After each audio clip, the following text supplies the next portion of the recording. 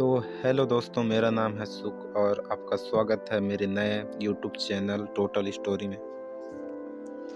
तो अगर आप सभी को ये स्टोरी अच्छा लगे तो लाइक, सब्सक्राइब एंड कमेंट कर दीजिएगा दोस्तों। तो दोस्तों, कहानी की शुरुआत ऐसी होती है कि रायपुर शहर में एक छोटा सा घर था जहाँ 3 जिंदगियाँ एक दूसरे के सहारे टिकी हुई थी। आदिति सबसे बड़ी बहन, प्रकाश छोटा भाई, प्रेम प्रकाश से छोटा सा बड़ा। तो उन तीनों की बहुत पहले ही माँ पापा इस दुनिया से गुजर चुके थे। तब से आदिति ही माँ पापा बन के ही दोनों भाइयों को संभाल रही थी। आदिति सुबह से रात तक वह ऐसे मुस्कुराती रहती थी ताकि उसके भाई ये न जान सके कि उसकी मुस्कान के पीछे कितना दर्द छुपा है। आदिति शॉपिंग मॉल में एक दुकान पर काम करती थी। कम तनख्वाह, ज़्यादा जिम्मेदारी। मॉल का मैनेजर उसे अच्छी नज़र से नहीं देखता था। उसकी आंखें में गंदगी थी, आवाज़ में जहर। लेकिन आदिति चुप रहती थी क्योंकि चुप्पी कभी कभी मजबूरी होती है। एक दिन आदिति बिल काउंटर पर खड़ी थी जब एक लड़का आया, एक सफ़ेद अपने लिए टी शर्ट लेकर बिल कराने के लिए। उसके आंखों में शांति, चेहरे पर थकान। आदिति ने बिल बनाया और अलविदा देते हुए कहा, दोबारा जरूर आइएगा सर। लड़के ने पहली हल्की सी मुस्कान दी और वहीं उसकी पहली मुलाकात खत्म हो गई। लेकिन किसी को पता नहीं था कि यही मुलाकात किसी की जिंदगी बदल देगी। काम से लौटते समय आदिति ने स्कूल के बाहर एक छोटी बच्ची को खड़े देखा। वह बार बार सड़क की तरफ देख रही थी। बेटा, किसका इंतजार कर रही हो? आदिति ने पूछा। तब बच्ची बोली, अपने भाई का दीदी। तभी एक बाइक आकर वहां पर रुकी। वही लड़का। बच्ची चिल्लाई, आयुष भैया। आदिति ठहर गई। आयुष ने भी पहचान लिया। ये मेरी बहन है, आयुष बोला। आदिति मुस्कुराई और बोली, और मैं वही लड़की हूँ, मॉल वाली। थोड़ी सी बातचीत हुई। आदिति ने बताया कि उसके भाई की तबीयत ठीक नहीं है। वह मेडिकल से दवाइयाँ लेकर घर चली गई। घर पहुंची तो चारों तरफ कचरा फैला था। प्रकाश बुखार से कांप रहा था। आदिति ने कुछ नहीं कहा, बस घर साफ कर दिया, दवाई दी और रात में खिड़की के पास जाकर चुपचाप रोने लगी। उसे पता नहीं था कि किसी का दिल में उसका नाम पहली बार दिल में उतर चुका है। अगले दिन आयुष फिर मॉल आया। धीरे धीरे आदत बन गया। आयुष ने जाना आदिति अकेले सब संभालती है। उसने बिना कहे मदद करनी शुरू कर दी। कभी दवाइयाँ, कभी किराना। आदिति ने कभी कुछ नहीं पूछा, न ही कुछ कहा, और आयुष ने कभी जताया नहीं। बारिश की एक शाम दोनों एक ही छतरी के नीचे खड़े थे। आयुष ने कहा।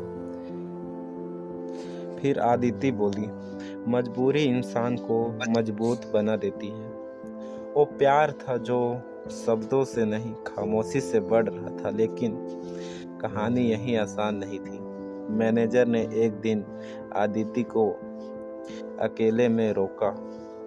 नौकरी चाहिए तो समझौता करना होगा। आदिति रो पड़ी और उसी वक्त आयुष की आवाज आई, ये समझौता नहीं, गुनाह है।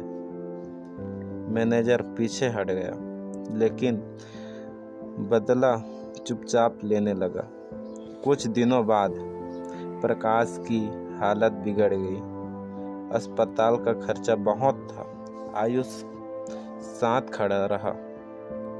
उसी दौरान आदिति और आयुष पहली बार बारिश में भीगते हुए खड़े थे मॉल के बाहर। आयुष बोला, अगर मैं कहूँ कि तुम्हें मुझसे प्यार है, आदिति की आंखें भर आई, तो मैं कहूँगी मेरे पास देने को सिर्फ दर्द है। आयुष मुस्कुराया, मुझे वही चाहिए।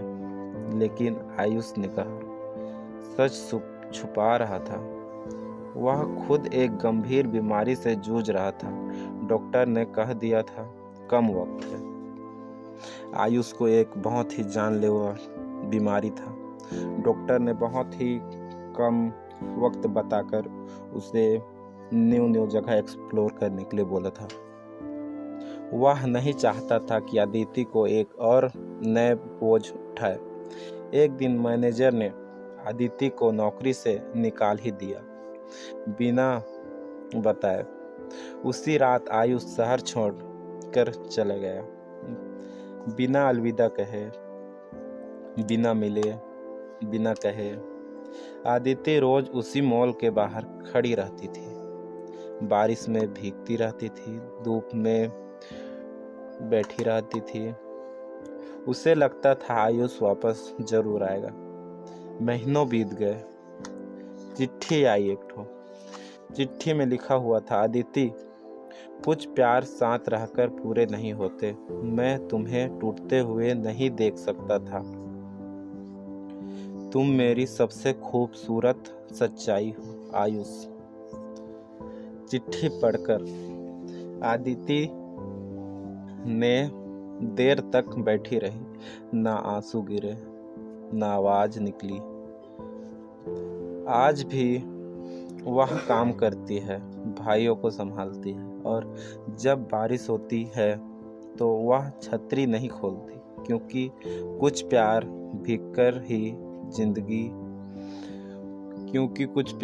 भीगकर ही जिंदा रहते हैं। कहानी खत्म नहीं हुई, बस अधूरी रह गई। तो दोस्तों, इस पार्ट के लिए इतना ही। गुलू लव सैड स्टोरी पार्ट 1 के लिए। अब मिलते हैं आप लोग से नेक्स्ट पार्ट में, गुलू लव सैड स्टोरी पार्ट 2 में। उसमें बहुत ही रोमांचक बहुत ही अच्छी ट्विस्टें एवं बहुत ही अच्छा लाइनें हैं। तो कृपया करके हमारे चैनल को सब्सक्राइब करिए और लाइक कमेंट शेयर ज़रूर करिए।